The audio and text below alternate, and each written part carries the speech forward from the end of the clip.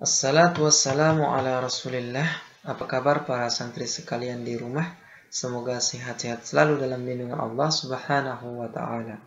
Pada video pembelajaran biologi yang pertama ini, kita akan belajar tentang pertumbuhan dan perkembangan pada tumbuhan. Setelah antum mempelajari video ini, antum diharapkan dapat memahami definisi dan perbedaan antara pertumbuhan dan perkembangan pada tumbuhan. Selain itu juga antum dapat memahami konsep dan serta tahapan pertumbuhan dan perkembangan pada tumbuhan. Baiklah, mari kita mulai pelajaran kita pada video kali ini. Pertama-tama kita akan mengenal apa definisi dari pertumbuhan dan perkembangan. Untuk memahami definisinya, kita akan mengamati rekaman time-lapse dari pertumbuhan dan perkembangan tumbuhan berikut. Di sini terlihat ada tunas-tunas muda yang tumbuh. Ya, semakin lama ukurannya semakin bertambah. Kemudian muncul daun darinya yang jumlah daun tersebut juga semakin lama semakin bertambah dengan ukuran yang semakin melebar, ya, dan warna yang berubah. Batangnya juga semakin lama semakin tinggi, ya, dan diameternya juga semakin lebar, ya. Jadi baik akar, batang maupun daunnya mengalami perubahan bentuk dan struktur menjadi bentuk dan struktur yang lebih kompleks daripada sebelumnya. Setelah antum mengamati rekaman time-lapse tadi, ya, maka bisa kita simpulkan beberapa perbedaan antara pertumbuhan dan perkembangan pada tumbuhan.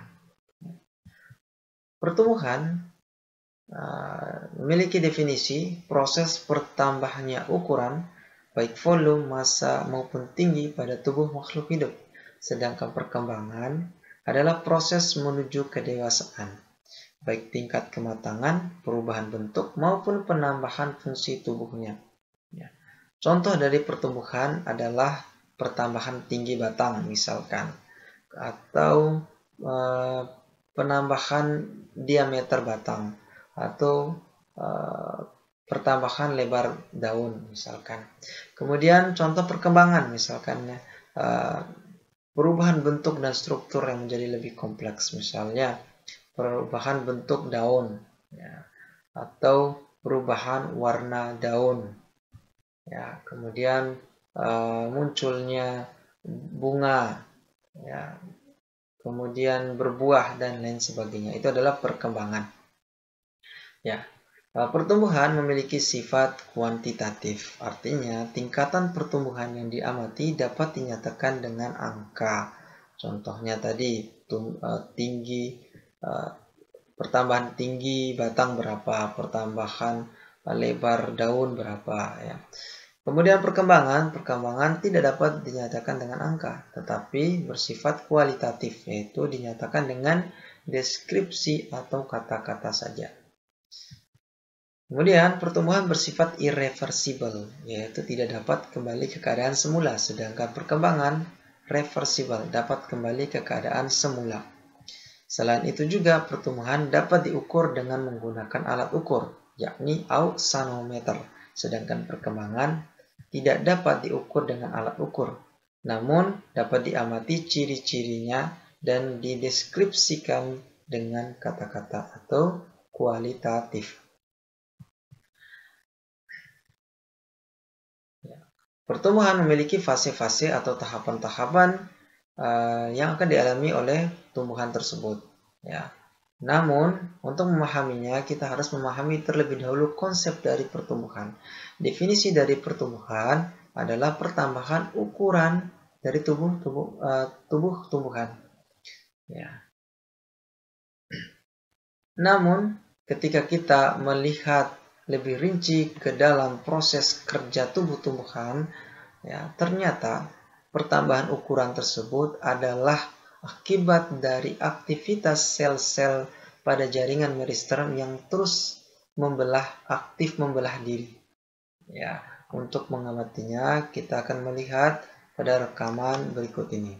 Ya, terlihat di sini, ya, Ini adalah jaringan meristem yang memiliki sel-sel yang aktif membelah diri, sehingga terlihat bagi kita pertambahan ukuran pada tubuh tumbuhan.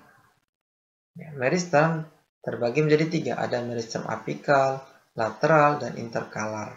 Meristem apikal berada di ujung batang dan di ujung akar. Ya. Pembelahan pada meristem apikal inilah yang menyebabkan pertambahan tinggi batang ataupun pertambahan ukuran akar untuk menembus tanah. Sedangkan pertambahan ukuran ke samping adalah aktivitas meristem lateral. Sedangkan meristem interkalar memicu terbentuknya batang dan ranting.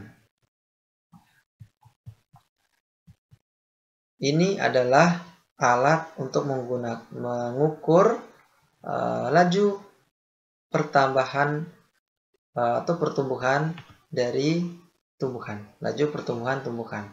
Ya. Jadi per harinya berapa sentimeter. Ya. Tapi laju pertumbuhan tidaklah konstan, melainkan melewati beberapa fase dalam hidupnya. Pertama, fase yang dilewati oleh pertumbuhan adalah fase lag, kemudian fase eksponensial, lanjut ke fase stasioner, dan terakhir adalah fase kematian. Ya. Fase lag adalah fase di mana laju proses pertumbuhannya lambat. Ini diakibatkan karena jumlah sel-sel yang membelah relatif sedikit. Ya. Ini terjadi di sekitar tahap perkecambahan. Terlihat pada grafik sigmoid, ya.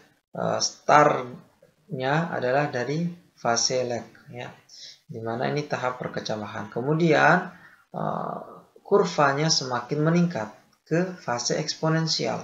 Jadi fase eksponensial adalah fase di mana laju proses pertumbuhan semakin cepat mencapai maksimum.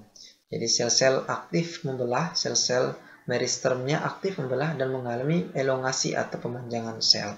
Kemudian setelah berada di puncak kurva, maka kurvanya menjadi landai.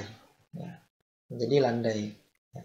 Ini terjadi ketika tumbuhan sudah mencapai tahap dewasa, yaitu fase stasioner, yaitu fase di mana laju proses pertumbuhannya berjalan konstan.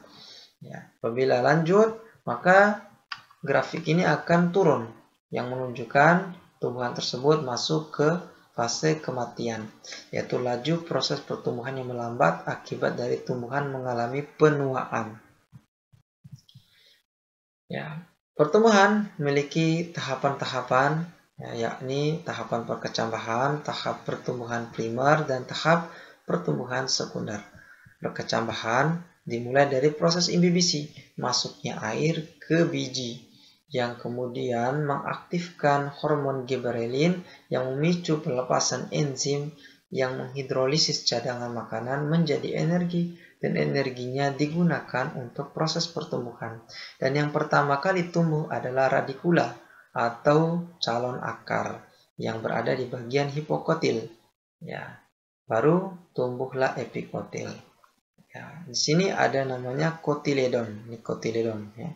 Kotiledon.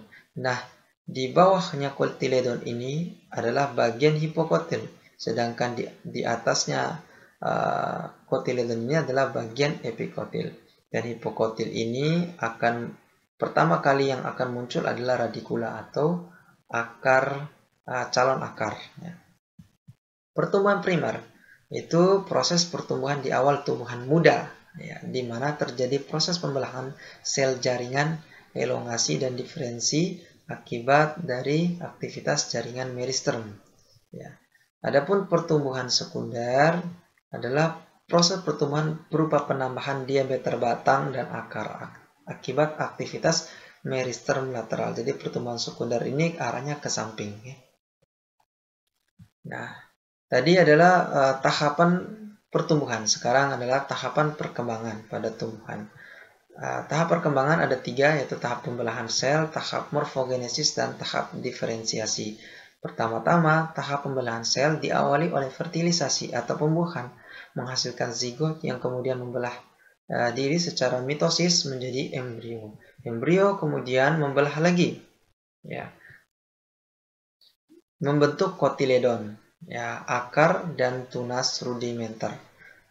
Akar dan tunas rudimenter ini adalah calon akar dan calon batang. Ya. Kemudian yang ini terlihat di gambar, ini adalah kotiledon. Ya, kotiledon. Kemudian di bagian hipokotilnya akan muncul radikula, ya, atau calon akar. Kemudian di atas akan muncul tunas rudimenter atau calon batang.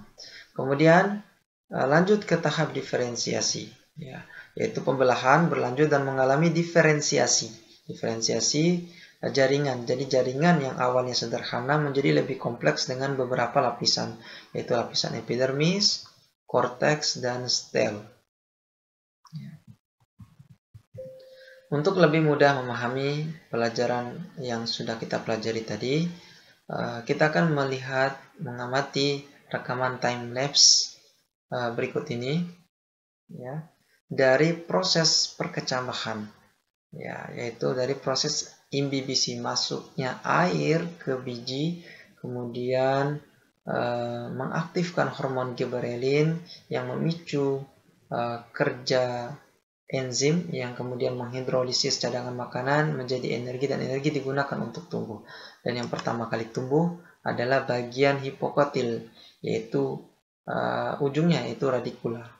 Ya, radikula kemudian terus membelah diri sel-selnya, yaitu di jaringan meristem apikal menembus tanah. Ya.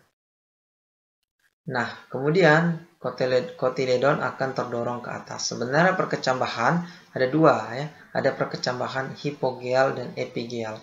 Dan ini adalah perkecambahan epigeal, di mana kotiledonnya terdorong ke atas. Sedangkan perkecambahan epigeal, kotiledonnya akan tetap berada di tanah. Nah, yang ini adalah bagian epikotil, sedangkan ini hipokotil. Ini kotiledon. Dan epikotelnya kemudian akan berubah menjadi daun, tunas, dan kemudian bercabang, terus tumbuh dan berkembang menjadi bentuk, struktur, dan fungsi yang lebih kompleks. Baiklah, sampai di sini saja video pelajaran kita pada video kali ini. Ya, kita akhiri. Subhanakallahumma wa bihamdik, asyhadu an la ilaha illa anta, astaghfiruka wa atubu ilaik.